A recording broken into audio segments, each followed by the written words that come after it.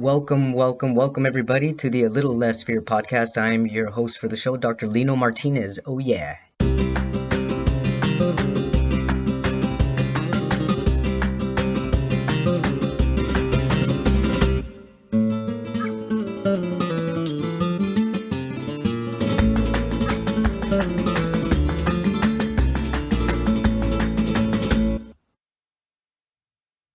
Welcome back, everybody, to A Little Less Fear podcast. Today, I'd like to introduce Lucinda Sage-Midgorden. She's a podcaster host, and she has her own podcast, and it's called Story Power Podcast. She's also an author. She has a book. It's called The Space Between Time. It actually came out in 2017, but I love stories, and I'd love to find out what the book is about. Welcome to my podcast. Thank you so much, Dr. Lino. Yeah. Of course. So tell us about your podcasting journey. Why did you decide to do a podcast in the first place? Yeah, I'm kind of an old person to have a podcast. But I had been teaching theater part-time at the local community college for quite some time. I had a blog. It's called Sage Woman Chronicles, and I started that in 2013. And I had been working on my book for about 7 years. I published it in 2017. And my life is pretty much all about stories. All my degrees have to do with stories. I taught theater, drama, English. And so, it's like like I was telling you when you were on my podcast, I have this little it's mostly a feeling now, but I had this little voice and something kept saying, go do a podcast. Now, I am not the most technologically advanced person. Fortunately, I have a husband who is, but so it was going to take a lot to learn how to do that. And I had been listening to one podcast. It's called What Should I Read Next with Anne Bogle. And she has a guest and they talk about the books that person loves, 3 books they love, 1 they don't. And then Anne gives them some suggestions about 3 books that they might want to read next. Well, I'd been listening to that for like 2 or 3 or 4 years, and I really loved it. And I just kept getting this little inkling that I needed to start a podcast. And I was like, well, but what is my podcast going to be about? I don't want to talk just about books because I love movie and TV too. And, so, excuse me. And so one day it came to me, it needs to be about stories. And then I didn't know what the title was going to be. So it was this process, finally got the story power idea. And then the pandemic hit.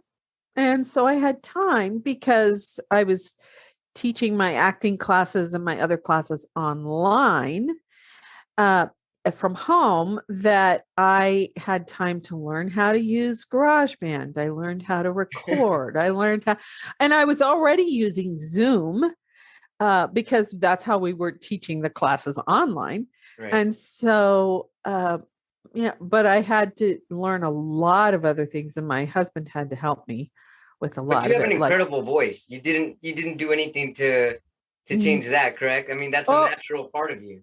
Oh, it's incredible. You think my voice? Oh yeah, you definitely have an incredible voice. Yeah, it's clear, it's crisp, you speak very eloquently, and you definitely can catch an audience attention with your voice. So I think that probably intuitively you knew that at least you had that.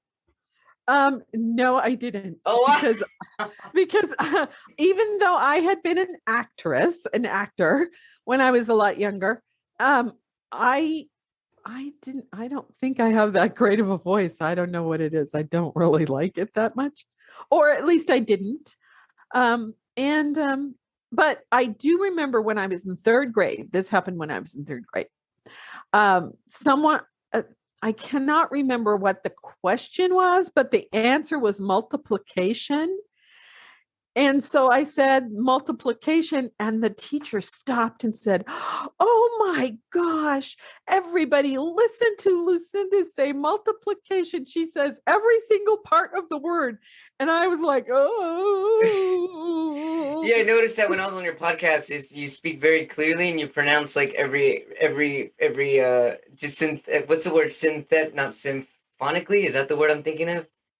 Mm, yeah, I guess. You pronounce everything very, very nicely. Well, my mother was really great at reading out loud. Oh, no wonder. Oh, okay. Yeah, and so that probably is kind of how I got it. She had a great talent for that, and she would read things like when my dad was preaching. He was a lay minister in the church that I grew up in. They had lay ministers. He would have her read a poem or something because he had dyslexia, and reading out loud was really difficult for him. They didn't know that dyslexia wasn't even diagnosed when he was going to school. And he had to drop out of school because his teachers thought he was stupid and stuff. But he taught himself how to read, and he's really smart. And but reading out loud was hard for him. So if he had a special reading or something, he would have my mom read it because she was really talented. And she would not. It wasn't monotone, you know. She had this really great modulation to her voice. That's actually the way that I would describe your voice. A great modulation. You said it right on. Well, thank you. Thank you so much. Welcome. I will take that compliment. You're welcome. So, and I love the title too, Story Power. I mean, it's very engaging already. Yes, well, to me, I grew up where, of course, my dad didn't read so much, and mom was working. They were both working. So they didn't read to us at night very much because my mom didn't have a lot of energy. She grew up in the Depression, and she didn't have great nutrition when she was a kid. So that was kind of hard for her. But sometimes she would read to us, and sometimes they would just give us books or encourage us to read, on our own. But my dad wanted to teach us about human nature. And so we would watch the Disney program on Sunday nights when we were really little. And Mickey Mouse Club. Yes, there was that too. And sometimes they'd have a movie, or they'd have a Disney documentary about animals or something. Oh, okay, cool. And now you look at them and they're like, oh, these are kind of weird. But, in the 60s and the 70s, it was fine. And so, but my dad was really great about asking all kinds of great questions to get us to think critically about why we liked or didn't like the thing that we had watched. And so as we grew, they'd have instead, of course, they didn't have HBO and Cinemax and all those kinds of things. So the regular stations would have like a Sunday or a Saturday or a Sunday night movie. And it would be one that had, maybe been out for a year or two. And so it was a fairly recent movie, and they'd have it on television. And so we would watch those together and discuss them. And so it's like it was sort of in my DNA. And I, over the years being involved in theater, I realized stories do have a lot of power, because if you are putting yourself in the shoes of the characters, you can learn so much. Oh, yeah. And I think it might have been when I was in high school, or maybe I didn't go to college right away. Maybe I was working. I realized, everything that I've been learning in those that we'd been discussing, and I'd been learning about those characters, I can use that in my real life. Yeah. Oh, that person is yelling at me. Maybe they're not yelling at me. Maybe something happened to them at home. They're just really upset, and so they're just taking it out on me. Right. Oh, okay. Well, I don't have to be so upset then, Exactly. I can ask them questions. Oh, what, you seem really upset. What can I do for you? That kind of thing. So, anyway, yeah, I was using my skills out in my real life. I remember when I was working in a Montessori school, And there was this 3-year-old kid. I was working in a 3-year-old classroom. And I had said something to him, and he was so angry. I could see it on his face, his body Wow. language. He was just so angry with me. And I looked at him and I said, it's okay to be angry. You can be angry with me. I'm an adult. I can take it. Yeah. And the relief on that kid's face was Aw.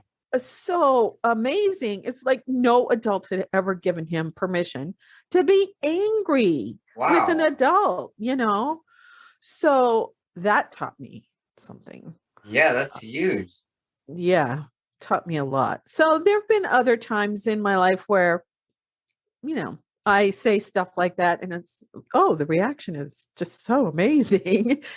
Right. And it's all because of what I learned from my parents and discussing those stories. Have you been getting reactions close to that now that you have a podcast and you're interviewing a lot of, how many episodes? You said you have 80 something already?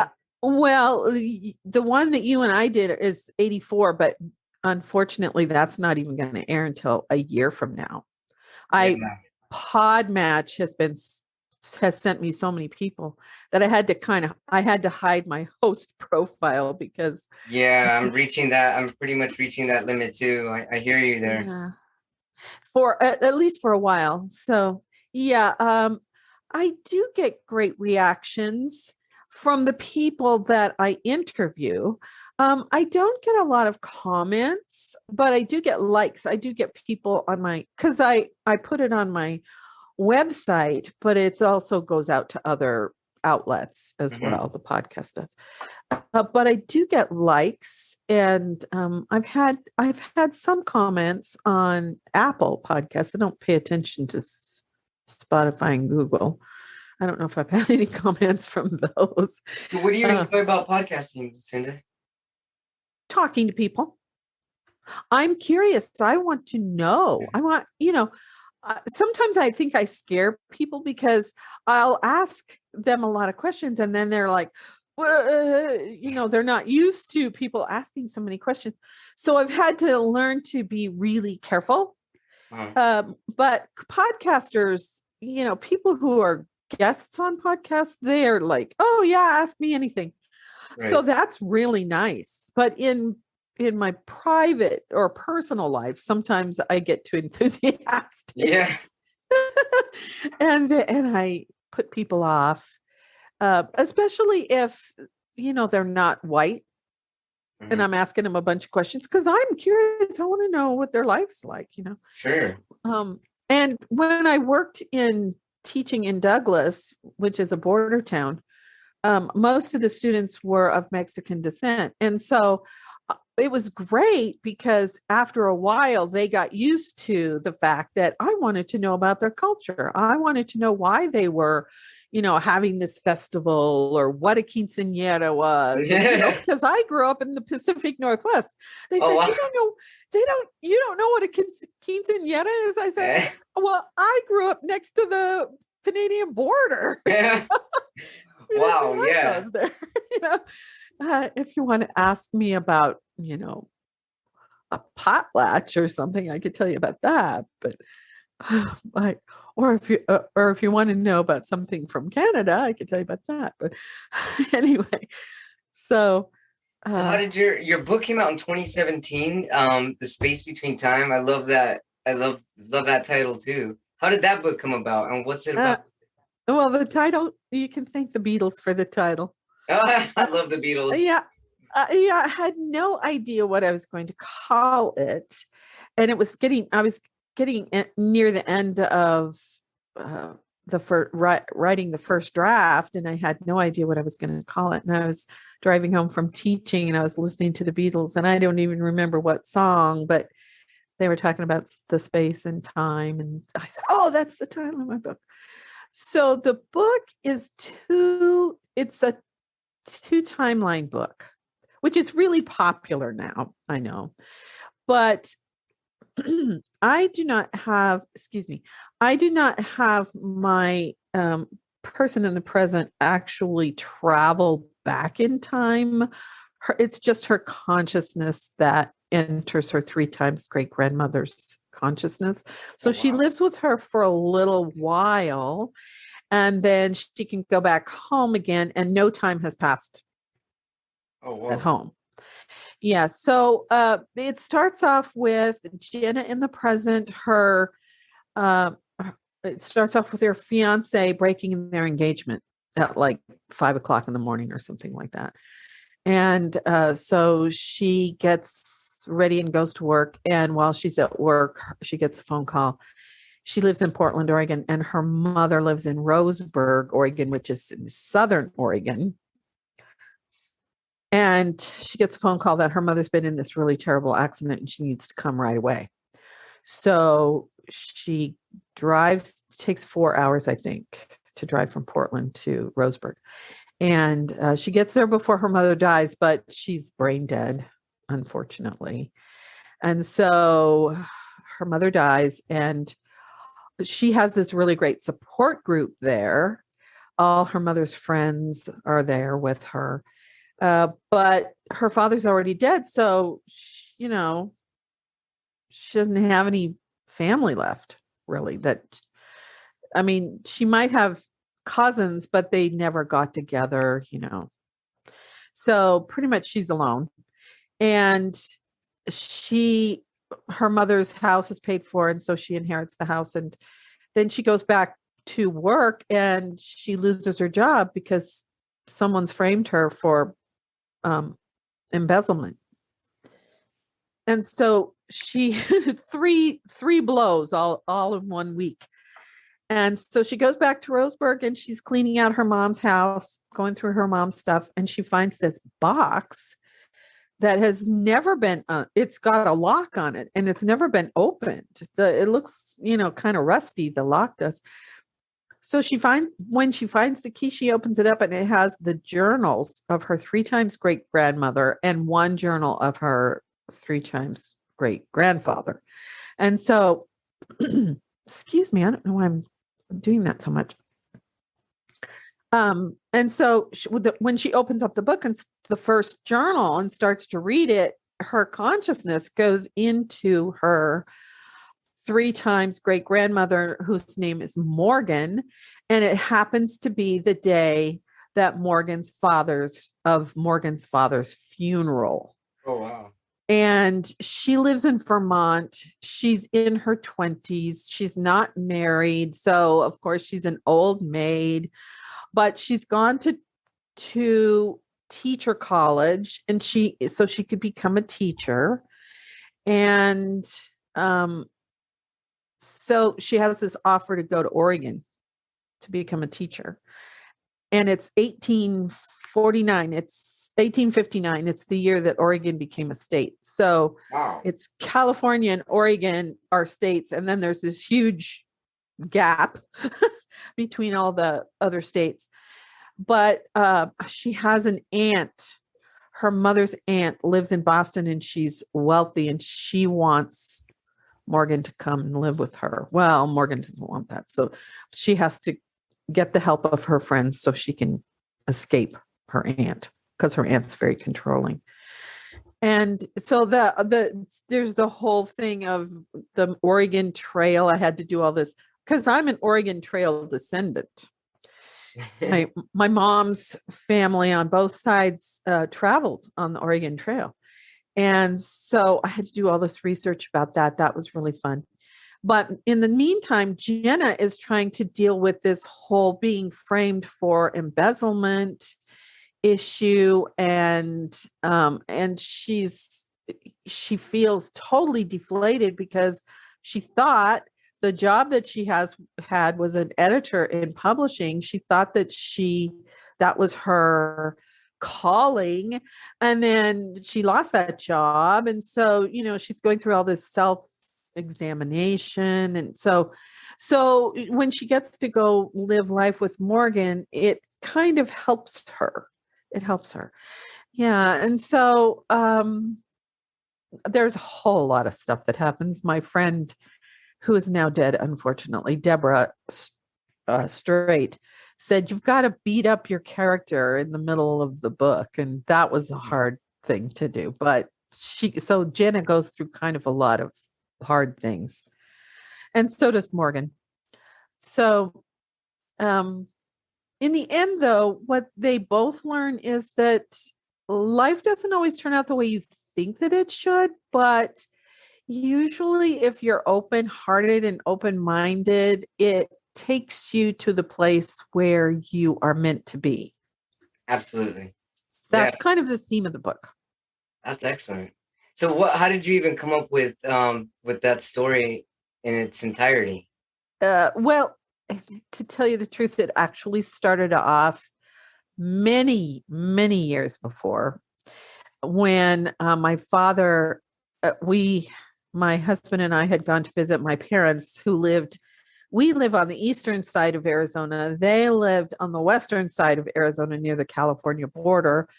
And we drove to see them one weekend. It's a 5-hour drive. And my dad, I could tell, was starting to decline. He had heart disease. And it had been 20 years, I think, since his first open heart surgery. Wow.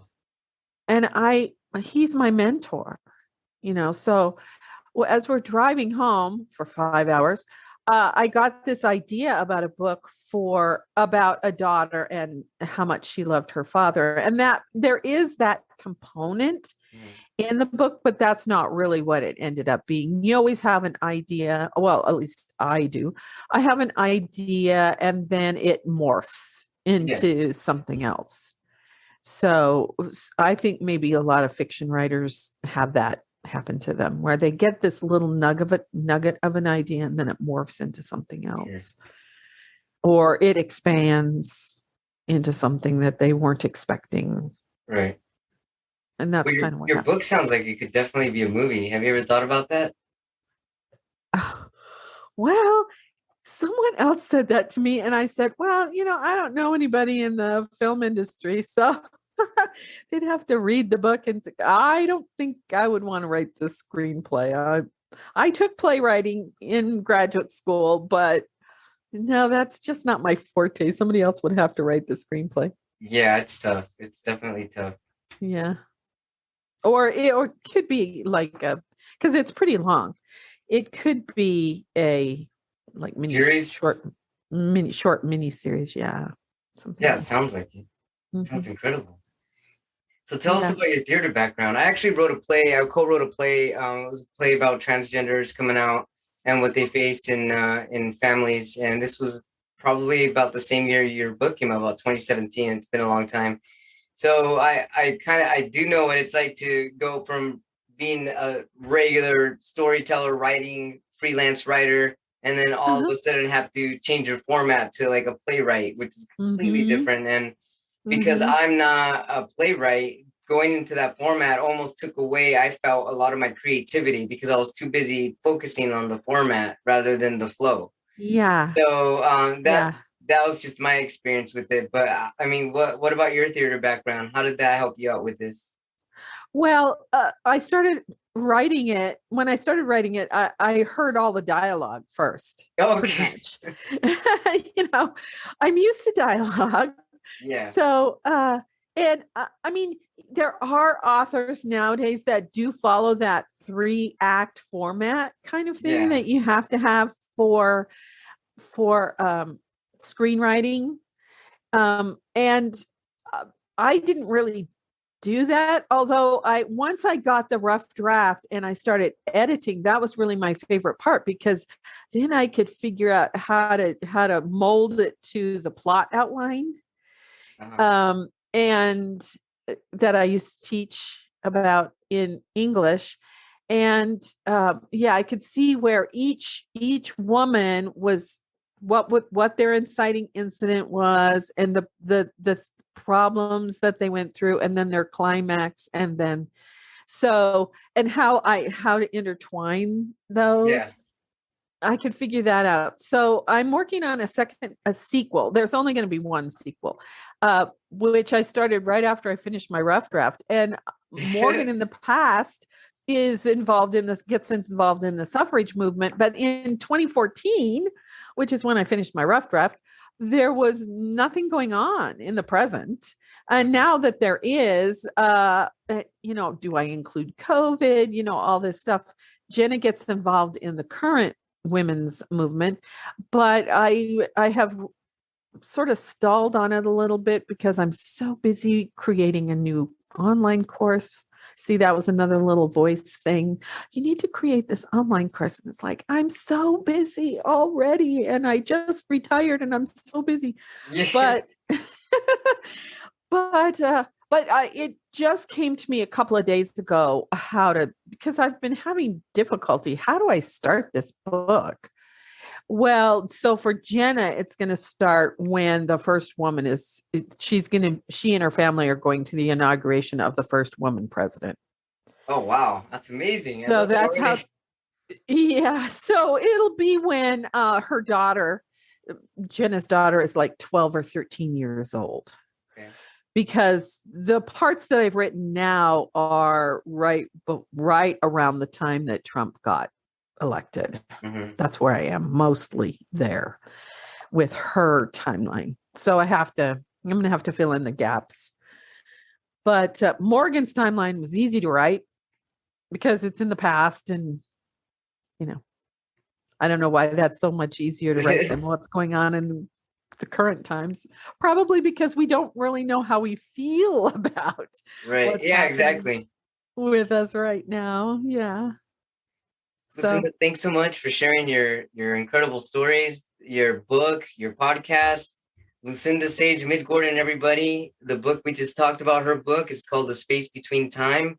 Her podcast is called Story Power Podcast. How can our viewers or watchers and our listeners find your podcast, find your book, and find you if they need to get a hold of you?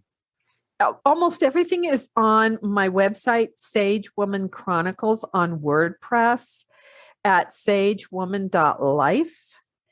And there's the podcast tab, the books. I also have a children's book that my husband and I wrote for our oldest nephew, who is now 40 something. But we used it as our kind of, how do we publish an independently publish a book practice. And then there's also, probably there will be a tab eventually for my course when I get it finished. I think there are also links to my social media, although I haven't looked at my homepage in a long time. And so, yeah, most of the social media has some combination of Sage-Midgorden or Lucinda Sage-Midgorden, and that's how they can find me on Facebook and Instagram. And I'm sorry, what was your website again? Sage Woman Chronicles at sagewoman.life. Chronicles at sagewoman.life. Mm-hmm. Awesome.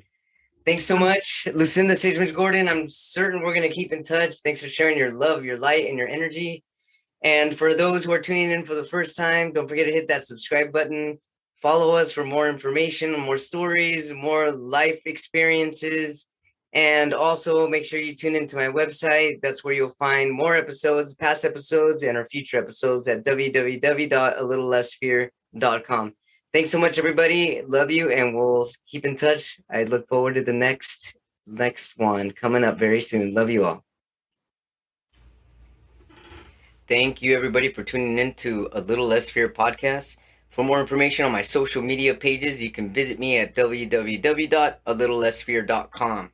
I also have an incredible list of resources for people all over the world, and it's really formulated to help all kinds of people, LGBTQIA community, Alcoholics Anonymous, disabilities. The list goes on. So feel free to visit my website, alittlessfear.com. You can also email me at alittlessfear@gmail.com. I'm also on Patreon. I'm a life purpose counselor on Patreon. This is available for everybody, and it's also available for only exclusive members on Patreon. Everybody's welcome. So please visit me there at www.patreon.com/alittlessfear. Thank you to all the new followers and subscribers. Go ahead and hit the follow, subscribe button if you haven't already, and tell your friends and family about A Little Less Fear podcast. Thanks so much for all your support. Love you all. Have a blessed day.